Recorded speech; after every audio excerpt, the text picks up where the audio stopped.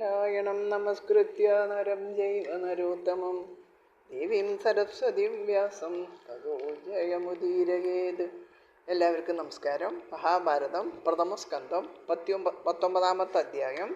പരീക്ഷത്തിൻ്റെ പ്രായോപവേശവും ശുകാഗമനവും. മുനികുമാരൻ്റെ ശാപം അറിഞ്ഞ രാജാവ് ഇനി താൻ ഏതേത് ജന്മം പ്രാപിക്കണോ അതിലെല്ലാം അനന്തനായ ഭഗവാനിൽ പരമപ്രേമവും ഭക്തിയും ഭഗവാനെ തന്നെ ആശ്രയിച്ചിരിക്കുന്ന മഹാന്മാരോട് നിരന്തരമായ സംസർഗവും മിത്രഭാവവും ഉണ്ടാകണം. എല്ലാ ബ്രാഹ്മണർക്കും നമസ്കാരം. അങ്ങനെ നിശ്ചയത്തോടു കൂടിയ രാജാവ് സ്വന്തം പുത്രനായ ജനമേജയനെ രാജ്യഭാരൊക്കെ ഏൽപ്പിച്ചു. അതിനുശേഷം മരണഭയം തീരെ പിടിഞ്ഞ് സ്വസ്ഥബുദ്ധിക്കായിട്ട് തൻ്റെ കർത്തവ്യം എന്താണെന്ന് തീർച്ചയാക്കി. അങ്ങനെ ആ രാജാവ് ഗംഗാനദിയുടെ തെക്കുഭാഗത്ത് കിഴക്കോട്ട് തലപ്പോട് കൂടിയ ദർഭ വിരിച്ചിട്ട് അതിൽ വടക്കോട്ട് മുഖം തിരിച്ചിരുന്നു എന്ന ഭാഗം വരെയാണ് നമ്മൾ കഴിഞ്ഞ വീഡിയോയിൽ വായിച്ചത്. ഇനി നമുക്ക് ബാക്കി ഭാഗം നോക്കാം. 18-ാമത്തെ ശ്ലോകം. പരീക്ഷത്തിൻ്റെ പ്രായോപവേശവും ശുകാഗമനവും എന്ന 19-ാമത്തെ അധ്യായത്തിൽ 18-ാമത്തെ ശ്ലോകം മുതലാണ് നമ്മളിനി നോക്കുന്നത്.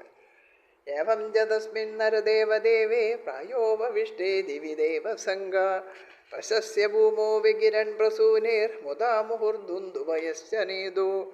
ആ വിധത്തിൽ ആ രാജാതിരാജൻ പ്രായോപവേശം ചെയ്തപ്പോൾ ദേവന്മാർ രാജാവിൻ്റെ ഭക്തിയെക്കുറിച്ച് പ്രശംസിച്ചുകൊണ്ട് സന്തോഷപൂർവ്വം പുഷ്പവൃഷ്ടി നടത്തുകയും ദുന്ദുബി മുതലായ അവരുടെ വാദ്യങ്ങൾ മുഴക്കുകയും ചെയ്തു. മഹർഷയോ വൈ സമുപാഗതായേ പ്രശസ്യഫാദിത്യനുമോദമാന ഊജുപ്രജാനുഗ്രഹശീലസാര യദൂത്തമശ്ലോക ഗുണാഭിരൂപം. അവിടെ എത്തിച്ചേർന്നവരായ പ്രജകളെ അനുഗ്രഹിക്കുന്നവരും സ്വഭാവശുദ്ധിയും തപോബലവുമുള്ള മുനിമാർ രാജർഷി ചെയ്തത് വളരെ നല്ലത് എന്ന് അനുമോദിക്കുകയും പ്രശംസിക്കുകയും ചെയ്തു. എന്നിട്ട് യദുകുലത്തിൽ അവതരിച്ച പുണ്യശ്ലോകനായ ശ്രീകൃഷ്ണൻ്റെ ഭക്തവാത്സല്യാദി ഗുണങ്ങൾ കൊണ്ട് കേൾക്കുന്നവർക്ക് ആനന്ദം ജനിപ്പിക്കുന്ന ഉത്തമ ചരിത്രം പറയാൻ തുടങ്ങി. നഭായിതം രാജശിവര്യചിത്രം ഭവൽ സുകൃഷ്ണം സമനുഭ്രദേശു ഏത്യാസനം രാജകിരീടജുഷ്ടം സദ്യോ ജഹോർഭഗവത് പാർശ്വകാമ. ഏ രാജശിവര്യ, ശ്രീകൃഷ്ണനെ സർവാത്മന ആശ്രയിച്ചിരിക്കുന്ന വംശത്തിൽ ജനിച്ചവരായ ഭഗവാന്മാരിൽ ഇത് ആശ്ചര്യമല്ല. നിശ്ചയം അങ്ങയുടെ പിതാമഹന്മാരായ ധർമ്മപുത്രരും മറ്റും ഭഗവത് സന്നിധാനത്തിൽ ശാശ്വതമായി വധിക്കാൻ ആഗ്രഹിച്ച് രാജകിരീടം ധരിക്കുന്നവർക്ക് മാത്രം ഇരിക്കാനുള്ള സിംഹാസനത്തെ പെട്ടെന്ന് ഉപേക്ഷിച്ചവരാണല്ലോ. സർവേ വയം താവതിഹാസ്മഹേദ്യ കളേബരം യാവദസോ വിഹായ ലോകംബരം വിരജസ്കം വിശോകം യാസ്യത്യയം ഭാഗവത പ്രധാന. മഹർഷിമാർ പരസ്പരം പറയാണ്, ശ്രീകൃഷ്ണ ഭക്തന്മാരുടെ പ്രധാനനായി രാജശ്രേഷ്ഠൻ ഭൗതിക ശരീരത്തെ ഉപേക്ഷിച്ചിട്ട് രജോ ഗുണസംബന്ധമില്ലാത്തതും ശോകങ്ങളില്ലാത്തതും ഉത്കൃഷ്ടവുമായ ലോകത്തെ പ്രാപിക്കുന്നതുവരെ നമ്മളെല്ലാവരും ഇവിടെ തന്നെ ഇരിക്കണം. ആശ്രിത്യ ഋഷിഗണവജപരീക്ഷേ സമം മധുജൂത് ഗുരുചാഭ്യലീകം.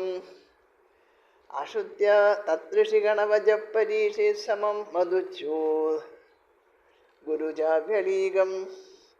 ആഭാഷദൈനാനഭിനന്ദ്യയുക്താൻ ശുശ്രൂഷമാണച്ചരിതാനി വിഷ്ണു.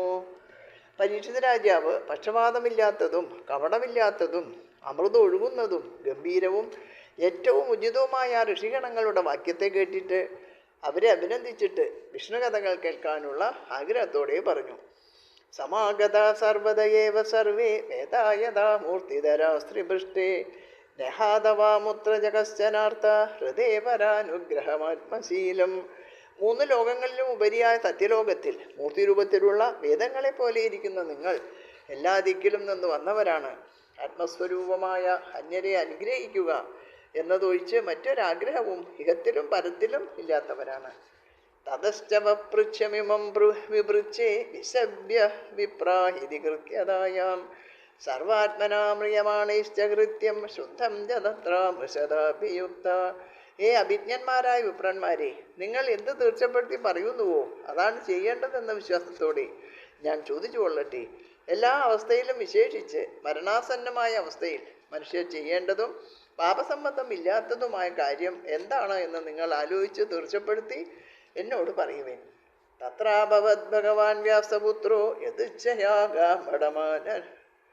ഗാമടമാനോനപേക്ഷ അലക്ഷ്യലിംഗോ നിജലാപതുഷ്ടോ മൃതശ്ച ബാലൈരവധൂതവേഷ. തത്രാഭവത് ഭഗവാൻ വ്യാസപുത്രോ യദുച്ഛയാ ഗാമടമാനോനപേക്ഷ.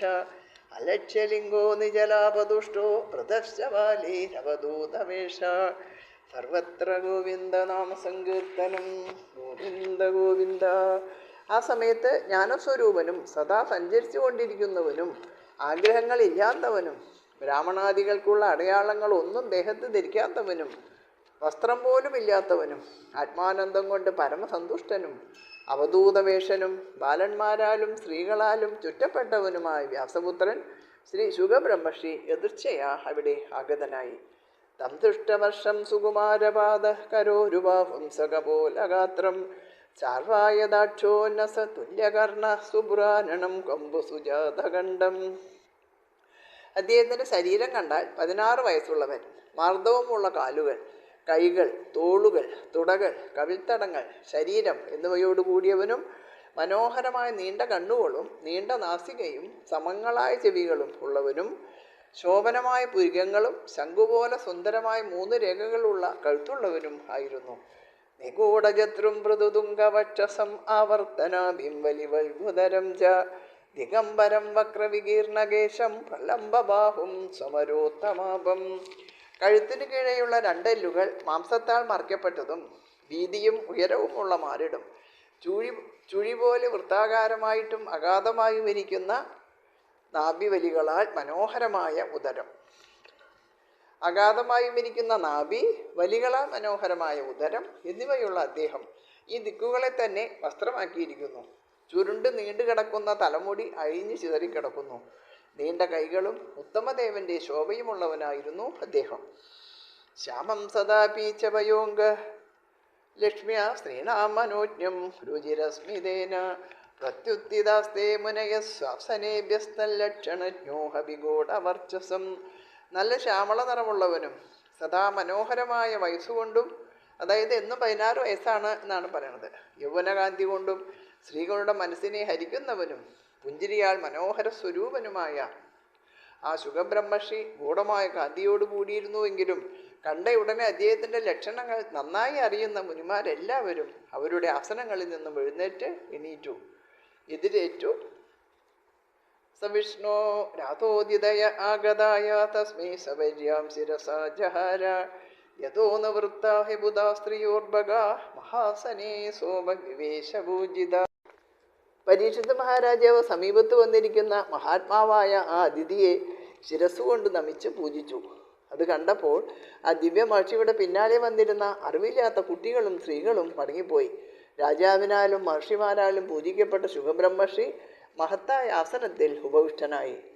സസംപ്രതസ്തത്ര മഹാൻ മഹീയസാം ബ്രഹ്മർഷി രാജർഷി ദേവർഷി ഭംഗേ വരോജതാലം ഭഗവാൻ യതേന്ദോ ഗഹേഷധാരാനികരേ പരീത. സദസ്സിലുണ്ടായിരുന്ന ബ്രഹ്മർഷികൾ, രാജർഷികൾ, ദേവർഷികൾ ഇവരുടെ സംഘങ്ങളാൽ ചുറ്റപ്പെട്ടും പൂജ്യന്മാരിൽ വെച്ച് പരമപൂജ്യനും ജ്ഞാനാനന്ദ സ്വരൂപനുമായ ശ്രീ ശുഗബ്രഹ്മർഷി ഗ്രഹങ്ങൾ, നക്ഷത്രങ്ങൾ ഇവയുടെ സമൂഹത്താൽ ചുറ്റപ്പെട്ട ചന്ദ്രനെ പോലെ ഏറ്റവും ശോഭിച്ചു. പ്രശാന്തമാസീനമകുണ്ടമേധസം മുനിം ധ്രുവോ ഭാഗവതോഭ്യുപേത്യ പ്രണമ്യ മൂർധ്നാവഹിതകൃതാഞ്ജലിർ നത്വാഗിരാസോ ഹൃദയാനവൃച്ഛത്. പ്രശാന്തനും തെളിഞ്ഞ ബുദ്ധിയോടുകൂടിയിരിക്കുന്നവനുമായ ശ്രീ ശുഗമുനിയെ ഭഗവത് ഭക്തനായ പരീക്ഷിത് മഹാരാജാവ് നേരിട്ട് വന്ന് ശിരസ്സുകൊണ്ട് പ്രണമിച്ചു. സാവധാനത്തിൽ പിന്നെയും നമസ്കരിച്ചിട്ട് കൈകൂപ്പിക്കൊണ്ട് പ്രിയമായും സത്യമായും ഇരിക്കുന്ന വാക്കുകൾ കൊണ്ട് ഇപ്രകാരം ചോദിച്ചു. പരീക്ഷിതുവാച അഹോവദ്യവയം ബ്രഹ്മൻ സൽസേവ്യാക്ഷത്രബന്ധവ കൃപയാതിഥി രൂപേണ ഭവഭ്യസ്തീർത്ഥകാകൃത. പരീക്ഷിത് പറഞ്ഞു, ഹേ ബ്രഹ്മർഷേ, ക്ഷത്രിയന്മാരിൽ താണവരായ ഞങ്ങൾ ഇപ്പോൾ സജ്ജനങ്ങൾക്ക് സേവിക്കുവാൻ യോഗ്യന്മാരായി തീർന്നിരിക്കുന്നു. ആശ്ചര്യം തന്നെ. മഹാന്മാരായ നിങ്ങൾ ഇന്ന് അതിഥിഭാവത്തെ സ്വീകരിച്ച് ഇവിടെ ആഗതരായിരിക്കുന്നു. യേഷാം സംസ്മരണാത് പുംസാം തദ്യശുദ്ധ്യന്തി വൈഗൃഹ കിം പുനർദർശന സ്പർശപാദ ശൗചാസനാദിഭിഃ. സാധുജനങ്ങളെ സ്മരിക്കുന്ന മനുഷ്യർ വസിക്കുന്ന ഗ്രഹങ്ങൾ ഉടനെ ശുഭമാകുന്നു. അത്രമാത്രം മഹാത്മ്യമുള്ള സാധുക്കളെ കാണുക, പാദസ്പർശം നടത്തുക, അവരുടെ കാല് കഴുകുക, ആസനം നൽകുക എന്നിവ ചെയ്യുന്നവരെ കുറിച്ച് പിന്നെ പറയണോ? സാന്നിധ്യദാത്തേ മഹായോഗിൻ പാതകാനി മഹാന്ത്യപി സദ്യോ നശ്യന്തി വൈ പുംസാം വിഷ്ണോരിവസുരേധര. ഹേ മഹായോഗിൻ, അവിടുത്തെ സാന്നിധ്യം കൊണ്ട് മനുഷ്യരുടെ കഠിനമായ പാപങ്ങൾ പോലും വിഷ്ണുവിൻ്റെ സാന്നിധ്യത്തിൽ അസുരന്മാരെന്ന പോലെ ക്ഷണത്തിൽ നശിക്കുന്നു തീർച്ച. അഭിമേ ഭഗവാൻ പ്രീതകൃഷ്ണ പാണ്ഡുസുത പ്രിയ പൈതൃശ്യസേയ പ്രീത്യർത്ഥം തൽഗോത്രസ്യാത്ത ബാന്ധവ. പാണ്ഡുപുത്രന്മാരിൽ പ്രിയമുള്ള മഹാനായ കൃഷ്ണൻ തൻ്റെ സഹോദരീ പുത്രന്മാരായ പാണ്ഡവരിൽ ഏറ്റവും പ്രീതിയുള്ളവനായിട്ട് അവരുടെ ഗോത്രജനായ എന്നോട് ബന്ധുഭാവത്തോടെ അത്യന്തം പ്രീതനായി ഭവിച്ചു പോകും. അന്യതാതേ അവ്യക്ത ഗതേ ദർശനം നഹ കഥം നൃണാം നിധരാം പ്രിയമാണാനാം സംസിദ്ധസ്യ വനീയസ. ആ ശ്രീകൃഷ്ണപ്രസാദം ഞങ്ങളിൽ ഇല്ലെങ്കിൽ ആരാലും അറിയപ്പെടാത്ത ഗതിയോടുകൂടിയവനും എല്ലാം പൂർണ്ണമായി സാധിച്ചവനും അത്യന്തം ഉദാഹരണമായ അങ്ങയുടെ ദർശനം മരണം ആസന്നമായിരിക്കുന്ന മനുഷ്യരായ ഞങ്ങൾക്ക് ലഭിക്കുന്നത് എങ്ങനെയാണ്? അതായത് പാണ്ഡവരോട് ഭഗവാൻ കൃഷ്ണന് ബന്ധുവെന്ന നിലയിലും ഭക്തരെന്ന നിലയിലും പ്രത്യേക മമതയുണ്ടായിരുന്നു. അവരുടെ പിൻഗാമിയായ പരീക്ഷത്തിനോടും ആ പ്രസാദം ഉണ്ടായിരുന്നുവെന്നും കൃഷ്ണൻ്റെ കൃപ കൊണ്ടാണ് മരണം ആസന്നമായിരിക്കുന്ന വേളയിൽ ശുഖബ്രഹ്മർഷി എഴുന്നള്ളിയത് എന്നുമാണ് രാജാവ് അഭിപ്രായപ്പെട്ടത്. മരണാസന്നൻ അറിയേണ്ടതെല്ലാം ചോദിച്ചറിയാൻ ഇതിലും വലിയ ഒരാൾ വേറെ ഇല്ലല്ലോ, ഇതിന് പറ്റിയ ഒരാൾ ശുഖബ്രഹ്മർഷിയെ പോലെ. അതാണ് ഇവിടെ സൂചിപ്പിച്ചിരിക്കുന്നത്. അതപൃച്ഛാമി സംസിദ്ധിം യോഗിനാം പരമം ഗുരും പുരുഷസ്യേഹ യത്കാര്യം പ്രിയമാണസ്യ സർവദാ.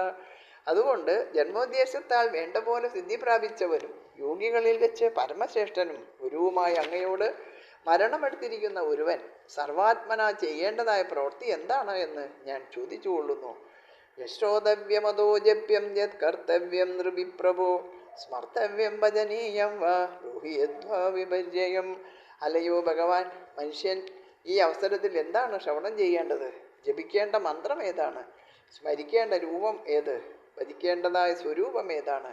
അല്ലെങ്കിൽ ഇതിന് വിപരീതമായി കേൾക്കാൻ പാടില്ലാത്തതും ജപിക്കാൻ പാടില്ലാത്തതും ചെയ്യാനും സ്മരിക്കാനും പാടില്ലാത്തതുമായ കാര്യങ്ങൾ എന്താണ് എന്ന് അവിടുന്ന് അരുളി ചെയ്യണം. നൂനം ഭഗവതോ ബ്രഹ്മൻ ഗ്രഹേഷു ഗ്രഹമേദിനം ന ലക്ഷ്യദേഹവസ്ഥാനം അഭിബോധോഹനം ക്വചിത്. ഏ ബ്രഹ്മർഷി, അവിടുന്ന് ഗൃഹസ്ഥാശ്രമികൾ വസിക്കുന്നിടത്ത് പശുവിനെ കറക്കാനെടുക്കുന്ന സമയത്തിൻ്റെ അത്ര പോലും തങ്ങുകയില്ലല്ലോ. ഇവിടെ വന്ന് കൂടുതൽ ഇരിക്കുന്നത് ഞങ്ങളുടെ ഭാഗ്യം തന്നെ എന്ന് സൂചിപ്പിക്കുന്നു. സൂതൗവാച ഏവമാഭാഷിത പൃഷ്ടസരാജ്ഞസ ശ്ലഷ്ണയാ ഗിര പ്രത്യഭാഷത ധർമ്മജ്ഞോ ഭഗവാൻ ബാദരായണി. സൂതൻ പറയുന്നു, ഇപ്രകാരം പരീക്ഷിത മഹാരാജാവ് അതിമധുരമായ വാക്കുകൾ കൊണ്ട് മുനിയോട് ചോദിച്ചപ്പോൾ ധർമ്മങ്ങളെ അറിഞ്ഞിരിക്കുന്ന വ്യാസപുത്രനായ ശ്രീ ശുഖബ്രഹ്മർഷി മറുപടി പറഞ്ഞു. ഇത് ശ്രീമദ് ഭാഗവതേ മഹാപുരാണേ പാരമഹംസ്യാം സംഹിതായാം പ്രഥമസ്കന്ധേ ശുഖാഗമനം നാമ ഏകോനവിംശോധ്യായഃ. ഒന്നാമത്തെ സ്കന്ധം 19ാമത്തെ അധ്യായം ഇവിടെ അവസാനിച്ചു. അതുപോലെ തന്നെ പ്രഥമസ്കന്ധവും അതായത് ഒന്നാമത്തെ സ്കന്ധവും സമാപിച്ചു. ഹരി ഓം തത്സത്.